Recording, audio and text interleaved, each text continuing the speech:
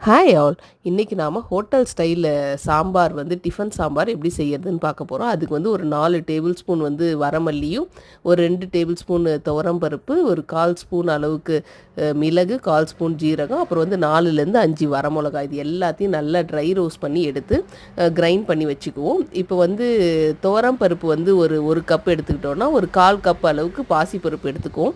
இது 2ம் தாங்க சாம்பாருக்கு தேவையான பருப்பு. சின்ன வெங்காயம் ஒரு 15 சின்ன வெங்காயத்துக்கிட்ட நல்லா எண்ணெயில் வதக்கிட்டு, ஒரு 4 பல்லு பூண்டு போட்டு வதக்கிட்டு, ஒரு 2 தக்காளியும் நல்லா வதக்கிட்டு, நம்ம இப்போ வாஷ் பண்ணி வச்சுருக்க பருப்பு அது கூட ஆட் பண்ணிடுவோம்.